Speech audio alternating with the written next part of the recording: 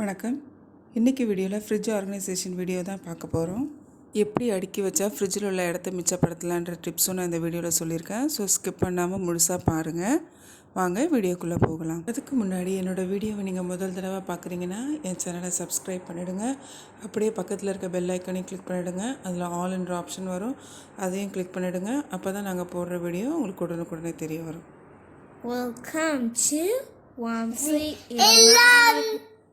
இது வந்துட்டு ஹால். எங்களுக்கு ஹாலில் ஒரு கார்னரில் எங்களுக்கு இடம் கரெக்டாக அமைஞ்சிருச்சு.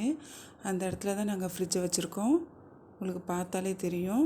அந்த கார்னர் எந்த இடம்னா அது கிச்சனுக்கு போகிற என்ட்ரன்ஸ் அது. ஸோ அந்த இடத்துல நாங்கள் ஃப்ரிட்ஜ் வச்சுருக்கோம். எங்கள் ஃப்ரிட்ஜ் பார்த்திங்கன்னா எல்ஜி ஃப்ரிட்ஜு. இது நாங்கள் செகண்ட் ஹேண்டாக தான் வாங்கியிருந்தோம். இது வாங்கி 10 வருஷம் ஆகுது. 5000 ருபீஸ்க்கு வாங்கியிருந்தோம் நாங்கள் இந்த ஃப்ரிட்ஜை. இது வரைக்கும் மேஜராக எந்த ஃபால்ட்டும் வரல. 2 வாட்டி டைமர் போயிடுச்சுன்னாங்க. அப்போ 1000 ருபீஸ் கொடுத்து அதை மாற்றிக்கிட்டோம், அவ்வளோதான். வாங்க நான் என் ஃப்ரிட்ஜை எப்படி ஆர்கனைஸ் பண்ணி வச்சுருக்கேன் இப்போ உங்களுக்கு காட்டுறேன். முதல்ல கீழே இருந்து போகலாம். ஃப்ரிட்ஜில் உள்ள எல்லா ஷெல்ஃபுமே நான் ஷீட்ஸ் போட்டு வச்சுருக்கேன். கீழே மட்டும் டேபிள் கவர் கொஞ்சம் பெருசாக இருக்கிறனால டேபிள் கவர் கட் பண்ணி போட்டு வச்சுருக்கேன். இந்த மாதிரி ஷீட்ஸ் உங்களுக்கு கடைகளில் கிடைக்கும், ஆன்லைன்லேயும் நீங்கள் வாங்கிக்கலாம். நான் இந்த ஷீட் எங்கே வாங்கினேன்னா பெரம்பூர் ரேவதியில் வாங்கினேன். ஒரு ஷீட் வந்துட்டு 35 ருபீஸ் அது. சரி வாங்க நான் எப்படி ஆர்கனைஸ் பண்ணி வச்சுருக்கேன்னு சொல்லிட்டு இப்போ காட்டுறேன். கீழே ட்ரேயில் பார்த்தீங்கன்னா ஆரஞ்சு வச்சுருக்கேன், ப்ளூபெர்ரி வச்சுருக்கேன், அதுக்கு கீழே ஸ்ட்ராபெரி வச்சுருக்கேன், அப்புறம் ப்ரொக்கோலி வச்சுருக்கேன். நிறைய பேர் பார்த்திங்கன்னா இதில் தான் வெஜிடபிள்ஸ் போட்டு வச்சுருப்பாங்க கவரில் போட்டு. ஸோ அவங்களுக்கு எப்படி கன்வீனியண்ட்டோ அப்படி போட்டு வச்சுருப்பாங்க. நான் அதில் வெஜிடபிள்ஸ் போட மாட்டேன். நான் நிறைய வாங்கி டம்ப் பண்ணவும் மாட்டேன். எனக்கு எவ்வளோ தேவையோ அதை மட்டும் நான் வாங்கி அப்பப்போ வாங்கி நான் ஃப்ரெஷ்ஷாக வாங்கி சமைச்சிப்போம். அதுக்கு மேலே பார்த்திங்கன்னா அந்த பெரிய தூக்கில் வந்துட்டு பசும்பால் தான் டெய்லியும் வாங்குவோம், அது வச்சுருக்கோம். அது பின்னாடி வந்துட்டு பால் ஏடு கலெக்ட் பண்ணி வச்சுருக்கேன் வெண்ணெய் எடுக்கிறதுக்காக. அப்புறம் அந்த முன்னாடி உள்ள பாத்திரத்தில் தோசை மாவு அது வச்சுருக்கேன். அதுக்கு மேலுள்ள ஷெல்ஃபில் நான் தக்காளி வச்சுருக்கேன்.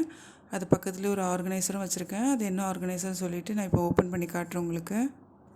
அதில் என்ன வச்சுருக்கேன்னா கருவேப்பிலை, கொத்தமல்லி, இஞ்சி, பச்சை மிளகா. இது எனக்கு ரொம்ப யூஸ்ஃபுல்லாக இருக்குங்க. ஏன்னா நம்ம இது வந்து தனித்தனியாக நம்ம ஒரு டப்பாவில் போட்டு வச்சுருந்தாலும் ஒன்று ஒன்றா திறந்து மூடி போட்டுக்கிட்டு அப்புறம் மறுபடியும் தாளிக்கிறதுக்கு கொஞ்சம் கஷ்டமாக இருக்கும். இந்த மாதிரி நம்ம யூஸ் பண்ணோன்னா ஈஸியாக இருக்கும். ஒரே டைமில் ஒரு பாக்ஸில் எடுத்தோமா தாளித்தோமா எடுத்து போடுறதுக்கு ஈஸியாக இருக்கும். இது ரெண்டுத்துக்கும் பின்னாடி நான் முட்டை ட்ரே வச்சுருக்கேன். ஏன்னா வெளிப்படையாக வைக்க முடியாது, குழந்தைங்க இருக்கிறாங்க, 2 பேர் இருக்காங்க. ஸோ அவங்க ஏதாவது தூக்கி போட்டு உடச்சிட்டே இருப்பாங்க. வெளியில் வச்சாலும் ஷெல்ஃப் மேலே ஏறி ஏறி எடுப்பாங்க, இந்த வேலையெல்லாம் பண்ணுவாங்க. ஸோ சேஃபாக இருக்கட்டும் சொல்லிட்டு இது ரெண்டுத்துக்கும் பின்னாடி நான் வச்சுருக்கேன் முட்டையை. அதுக்கு மேலே உள்ள ட்ரேயில் தான் நான் வெஜிடபிள்ஸ் வச்சுருக்கேன். இது மாதிரி 2 பாக்ஸ் வாங்கி வச்சுருக்கேன். அதுக்குள்ளே தான் நான் எல்லா வெஜிடபிள்ஸும் போட்டு வச்சுருக்கேன். இந்த ஒயிட் பாக்ஸஸ்லாம் பார்த்திங்கன்னா நம்ம கடைங்களில் ஸ்வீட்ஸ்லாம் வாங்குவோம்ல அப்போ தருவாங்க. ஸோ அந்த மாதிரி பாக்ஸஸை நான் தூர போடாமல் இது மாதிரி எடுத்து வச்சுருக்கேன் நான். கீழே உள்ள பாக்ஸில் கூட நம்ம வெஜிடபிள்ஸை போட்டு வைக்கலாம்.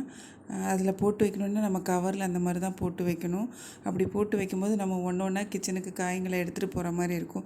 இந்த மாதிரி ஒரு பாக்ஸில் போட்டு வச்சிட்டோன்னா நம்ம ஒரே டைமில் போய் எடுத்துகிட்டு போய் கட் பண்ணிவிட்டு யூஸ் பண்ணிவிட்டு கொண்டு வந்து வைக்கிற மாதிரி இருக்கும். நான் வந்துட்டு நிறைய வெஜிடபிள்ஸ் வாங்கி டம்ப் பண்ண மாட்டேன். அப்பப்போ தேவைக்கு வாங்கிப்பேன். வீட்டு பக்கத்தில் தான் கடைங்க இருக்கிறனால ஸோ எனக்கு இது போதுமான அளவுக்கு நான் வெஜிடபிள்ஸ் வாங்கி வச்சுருக்கேன். ஃபஸ்ட்டு பாக்ஸில் பூ வச்சுருந்தேன். அதுக்கு பின்னாடி உள்ள பாக்ஸில் வந்துட்டு புதினாலாம் க்ளீன் பண்ணி வச்சுருந்தேன். இது ரெண்டுமே டிரான்ஸ்பரண்ட்டாக இருக்கிற பாக்ஸ் வச்சுருந்தா இன்னும் யூஸ்ஃபுல்லாக இருக்கும். நம்மளுக்கு தேடணும்னு அவசியம் இருக்காது, நம்மளுக்கு டைமும் சேவ் ஆகும். இது பார்க்குறதுக்கு நீட்டாகவும் இருக்கும், அழகாகவும் இருக்கும். புதினா பாக்ஸ்க்கு அப்புறம் உள்ள பாக்ஸில் பார்த்திங்கன்னா பீன்ஸ் போட்டு வச்சுருக்கேன். சில பீன்ஸ் கொஞ்சம் பெருசாக இருக்கும், அது பாதியாக கட் பண்ணி போட்டு வச்சுருக்கேன். அதுக்கு அடுத்து உள்ள பாக்ஸில் பார்த்திங்கன்னா சுண்டைக்காவும் நெல்லிக்காவும் போட்டு வச்சுருக்கேன். கடைசியாக உள்ள பாக்ஸில் வெண்டைக்காய் போட்டு வச்சுருக்கேன். அது வந்துட்டு இதை விட இதுக்கு முன்னாடி எடுத்த பாக்ஸுங்களை விட அந்த பாக்ஸ் கொஞ்சம் பெருசாக இருக்கும். அந்த பாக்ஸு வெண்டைக்காய் போட்டு வச்சுருக்க பாக்ஸு. அப்புறம் இந்த சைடு உள்ள பாக்ஸில் பார்த்திங்கன்னா ஃபஸ்ட்டு பாக்ஸில் காராமணி போட்டு வச்சுருக்கேன். அதுக்கு பின்னாடி உள்ள பாக்ஸில் பார்த்திங்கன்னா கத்திரிக்காய் போட்டு வச்சுருக்கேன். நான் எப்போவுமே துவையல் அதிகம் பண்ணிக்கிட்டே இருப்பேன். கருவேப்பிலை, கொத்தமல்லி, வல்லாரை, தூதுவளைலாம் போட்டு துவையல் பண்ணிகிட்டே இருப்பேன். ஸோ அதுக்காக புதினா, கொத்தமல்லி எப்போவுமே வீட்டில் இருந்துக்கிட்டே இருக்கும். கொத்தமல்லியும் இந்த பாக்ஸில் க்ளீன் பண்ணி வச்சுருக்கேன். இது துவையல் எப்படி பண்ணுறதுன்னு உங்களுக்கு தெரியணுன்னா, உங்களுக்கு பார்க்கணுன்னு ஆசையாக இருந்துச்சுன்னா குக்கிங் ப்ளேலிஸ்ட்டில் இருக்கும், போய் பாருங்கள். லிங்க் டிஸ்கிரிப்ஷனில் தரேன். கொத்தமல்லி, கருவேப்பிலை இதெல்லாம் ஜாஸ்தியாக இருந்துச்சுன்னா இந்த மாதிரி பாக்ஸில் போட்டு மேலே எடுத்து வச்சுருவேன். இந்த மாதிரி ஆர்கனைசரில் மேலே டப்பாவில் எடுத்து வச்சுருவேன். கீழே வந்துட்டு தேவையான அளவு தாளிக்கிறதுக்கு தேவையான அளவு மட்டும்தான் எப்போவுமே அதில் கீழே பாக்ஸில் வச்சுருவேன். கடைசி பாக்ஸ் பார்த்திங்கன்னா அதில் கேரட் போட்டு வச்சுருக்கேன்.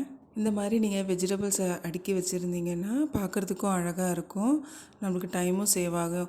நம்ம வெஜிடபிள்ஸை ஒரு கவரில் போட்டு வச்சுருந்தோன்னா 1-2 தான் ஒரு டைமில் எடுத்துகிட்டு போக முடியும். ஒன்றா கிச்சனுக்கும் ஃப்ரிட்ஜுக்கும் மாற்றி மாற்றி அலைஞ்சிட்ருக்கிற மாதிரி இருக்கும். இந்த மாதிரி நீங்கள் ஒரு பாக்ஸில் போட்டு இது மாதிரி போட்டு வச்சிட்டிங்கன்னா உங்களுக்கு எடுத்துகிட்டு போகிறதுக்கு ஈஸியாக இருக்கும். அதுக்கும் மேலே உள்ள ஷெல்ஃபில், அதாவது ட்ரேயில் பார்த்திங்கன்னா மிச்சமான குழம்பு, தயிர் இதெல்லாம் தான் அதில் வச்சுருப்பேன். இனி அடுத்து சைட் டோரில் என்னென்ன வச்சுருக்கேன்னு சொல்லிட்டு இப்போ பார்க்கலாம். இதில் பார்த்திங்கன்னா லைன் டேட்ஸ் வச்சுருக்கேன், அப்புறம் பர்ஃபி சாப்பிட்றதுக்கு வச்சுருக்கேன், அப்புறம் குழந்தைங்க இந்த நெபாட்டி சாப்பிடுவாங்க அதை வச்சுருக்கேன், அப்புறம் தேன் மிட்டாய் வச்சுருக்கேன். என் குழந்தைங்க ஃப்ரிட்ஜு மேலெலாம் ஏறி நிற்பாங்க. ஸோ அதை அவாய்ட் பண்ணுறதுக்காக அவங்க கைக்கு வாட்டப்படுற அளவுக்கு எங்கே ஈஸியாக இருக்குமோ அந்த இடத்துலையே நான் சாக்லேட்ஸ் அவங்க என்ன சாப்பிடுவாங்களோ அந்த ஐட்டம்ஸ்லாம் கீழே வச்சுட்டேன் நான். அடுத்த ஷெல்ஃபில் நான் என்ன வச்சுருக்கேன்னா, இது என்னென்னா மோர், வெண்ணெய் எடுக்கிறதுக்காக நம்ம தண்ணி ஊற்றி வச்சுருப்போம்ல அதுதான் இது. அது நான் இந்த பாட்டிலில் போட்டு வச்சுருக்கேன். இந்த மோர் எதுக்கு யூஸ் பண்ணுறேன்னா பாத் பவுடரில் மிக்ஸ் பண்ணி குளிக்கலாம், பன்னீரும் யூஸ் பண்ணிக்கலாம். அதே மாதிரி இந்த மாதிரி மோரும் நம்ம யூஸ் பண்ணி நம்ம மிக்ஸ் பண்ணி மூஞ்சில் தேய்ச்சி குளிச்சுட்டு வந்தால் நல்ல ஒரு க்ளோ கிடைக்கும்.